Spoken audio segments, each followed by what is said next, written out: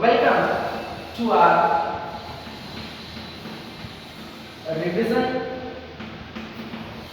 session 1 of Standard 9. In this revision session 1, what we are going to revise? Here we are going to have a look on chapter number 8 and some of the topics of chapter number 14, that is natural resources. In chapter number 8, what we have discussed? We have discussed on the concept of motion. What is called motion? So, the first concept from our chapter number 8, that would be motion.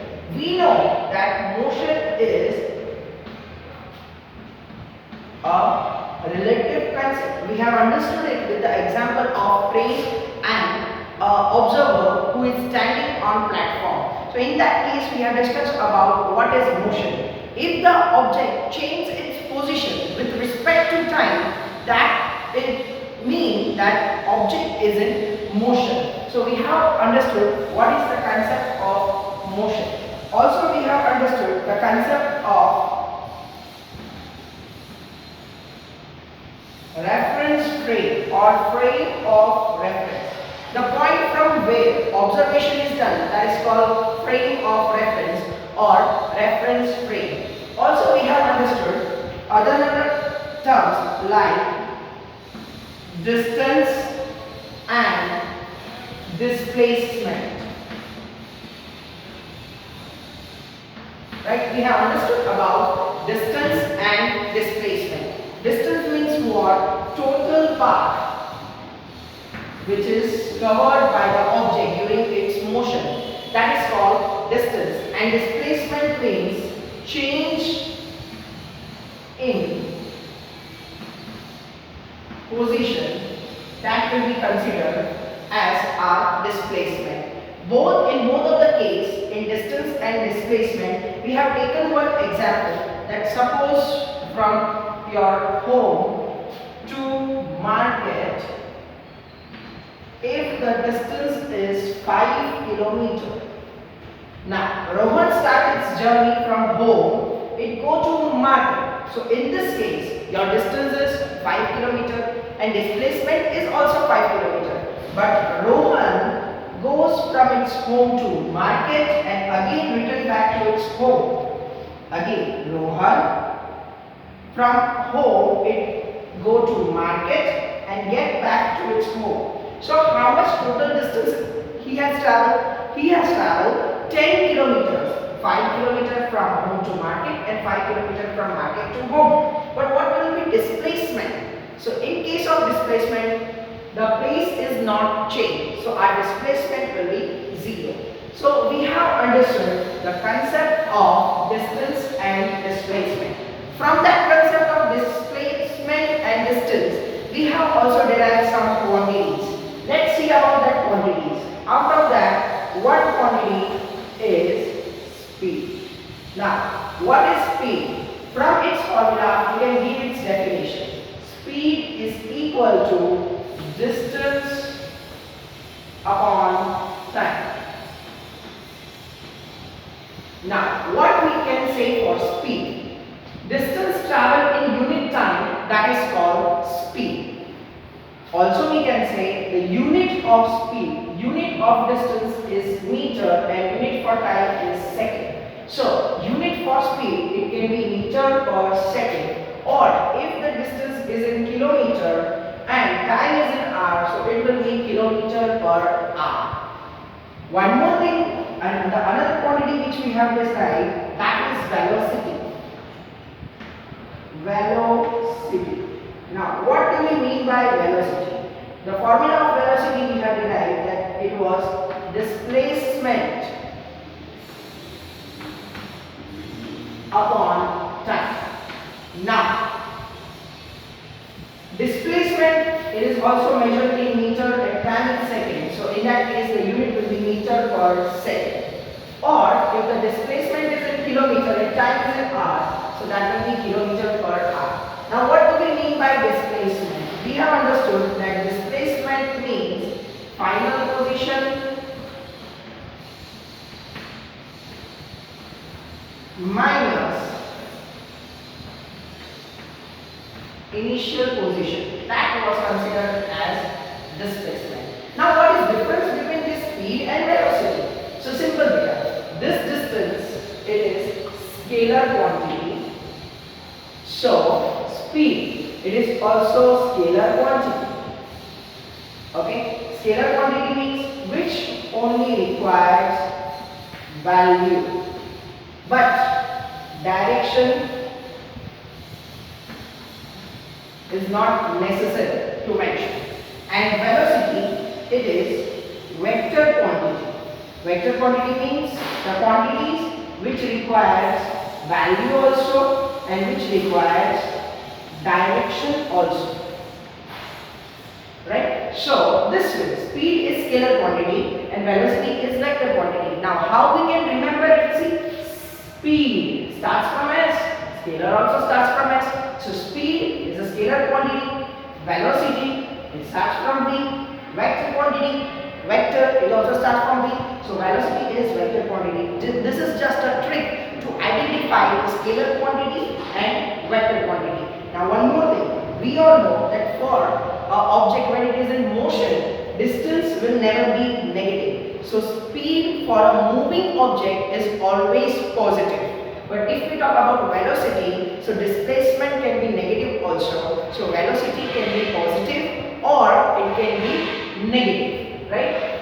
Speed for a steady object, it may be 0. Velocity, it can be also 0, right? But the main difference between them is speed is always positive for a moving object, while for velocity, it may be positive also or it may be negative also. So this way, we have understood the concept of distance displacement and speed velocity. Now, the another vector quantity which we have derived, that was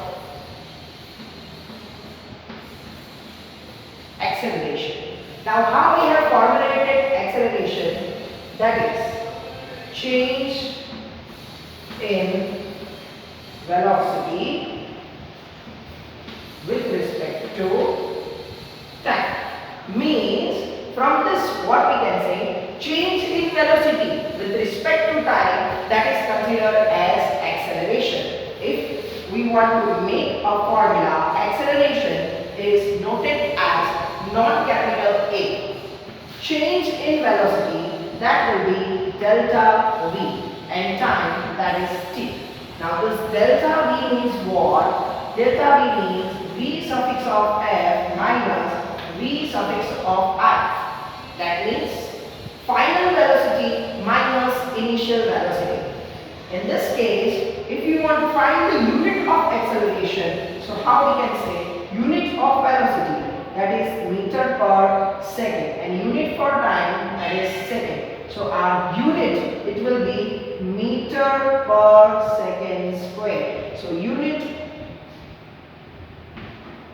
of acceleration is meter per second square. So unit for acceleration we are getting, that is meter per second square. Again, this question can be asked you in 2 or 3 marks. What is called acceleration or rate of change of velocity? That is also called acceleration. Remember beta, this is change of velocity with respect to time, so that is also considered as rate of change of velocity. So rate of change of velocity, that is called acceleration. Formula of acceleration is equal to delta V upon t, where delta V means final velocity minus initial velocity. Units of acceleration, that will be meter per second square. Now one more thing, this is change in velocity. So it's simple. In some cases velocity may increase and in some cases velocity may decrease. So here we can have 2 possibilities for velocity. Whether velocity can increase or the velocity may decrease. If the velocity gets increased, so this value of acceleration will be always positive. And if velocity decrease, so value of acceleration, that will be negative. One more thing, this positive, that is for acceleration, and the negative value of acceleration. We can also call it as retardation. Right? So retardation, what is retardation? Retardation is nothing if the velocity is decreased. So in that case, that acceleration is called retardation. So this way we have completed our concept of rate of change in velocity. What it is called? It is called acceleration. Formula of acceleration, delta V upon P. Delta V means final velocity minus initial velocity. Unit of acceleration we are getting meter per second square. If the velocity is decreasing, that is called retardation. Now we will have graphical analysis. In our chapter and in our previous video, we have discussed about graph of distance against time and graph of velocity against time. Now, distance against time means on y-axis we will have distance and on x-axis we will have time. Let's try to plot a graph of distance against time. So suppose this is my graph of distance against time. Now what is the use of this graph? Which kind of information we can get from the graph? What we can conclude from the graph? Let's try to understand it. Okay. See, first of all, if the graph is linear like this, for D against T, if the graph is linear, from that we will use to know whether the motion is uniform motion or it is non-uniform motion. Whether the motion is uniform motion or it is non-uniform motion. Now what do we mean by uniform motion? If equal distance is traveled in equal interval of time. So that is called uniform motion. And in non-uniform motion, there is different distance traveled in equal interval of time. So that is considered as non-uniform motion, which we have discussed in our previous videos. So from the graph of D against T, we will get whether our motion is uniform motion or it is non-uniform motion. For a straight line, that will be always our uniform motion. Another thing, from the slope of our graph, right, from the slope of our graph, this points we are getting on x-axis and this points we are getting on y-axis. So this is our delta y and this is our delta x. For the slope, what we can say? We have a concept that slope is equal to y-axis upon x-axis. On y-axis what we are having? We are having distance, right? So we can call it d. And on x-axis what we are having? We are having time. So that is t. Now, yes, you are right. Distance upon time, what it is called? It is called speed. So here we will get speed. So what we can say, in graph of d against t, repeating again, in graph of d against t, value of slope gives us speed, right? By which instrument speed is measured? Yes, right, it is measured by speedometer. So this way we can use to know that whether the motion is uniform motion or it is non-uniform motion at some time where our object is. If the object is traveling from uniform motion, that also we can know. By the slope of graph we can also find out the speed of an object. So already what we can, how we can use this graph of d against t, it is provided you in earlier videos, right? In worksheets also it is provided, so you can go through it, right? So this way we have discussed about d against t graph and what are uses of it. Now we will have a glance on graph of velocity against time. So in the graph of velocity against time, on y-axis there will be velocity and on x-axis there will be time. Now let's check it.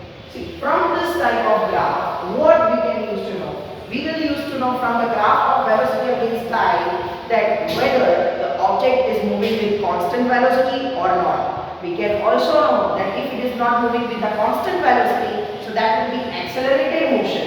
In such case, it can be accelerated motion also, or it can be retardation also. Why? Because either velocity can increase or it can decrease. The increasing in velocity, it is done uniformly or not. All these things we can know from the graph of velocity against time. Now, what we can know from the slope of it? Okay. Suppose if we take here slope of it, so what we can know from it? Here we are having on x-axis, that is time, and on y-axis we are having velocity. So if we take a concept like this, slope is equal to y-axis upon x-axis. So what we can say, on y-axis there is velocity, on x-axis there is time. Yes, you are right. Velocity again over time, that is formula of acceleration. So from the graph of velocity against time, the slope, it will give us the quantity which is called acceleration. Okay, one more thing. If we think that the area, if we talk about this much of area, in graph, if this much of area is covered by the object, right? So what this area will give? The covered area, we can see it like this, the covered area. Now if we take this as a covered area, what will we get? This is our velocity and this will be our time. So covered area means here we will get velocity into time. Yes, again you are right. Velocity into time, it will give us value of displacement.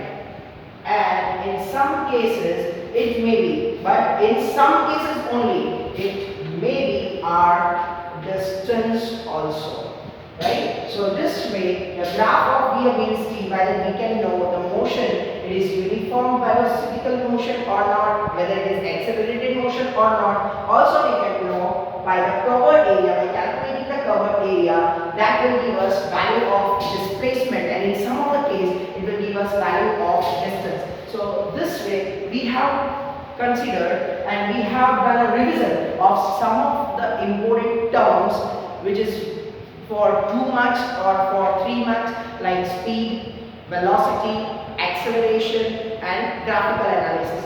Different type of true or false, different type of MCQs that all can be asked from this particular topic. It is very important.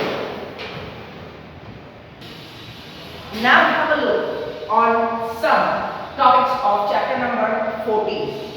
See, chapter number 14 is very easy chapter and it will give you too much profit. Now, profit means what?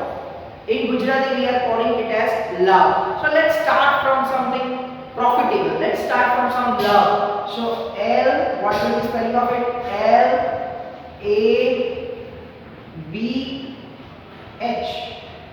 Is it clear? L A B H. Now sir, what is connection of this love and chapter number 14 and profit? This is profitable work for you because this L A B H you know very well, and it is also very important for your exam. L means that is lithosphere. A means that is our atmosphere. B, that is our biosphere, and H, that is our hydrosphere. What it will be? It will be our hydrosphere. Now, lithosphere, litho means earth crust, right? The system of earth crust, in that there will be different type of lands, different type of mountains, right? Different type of valleys. That all will be considered in lithosphere, right? In atmosphere, what we will have? We will have air.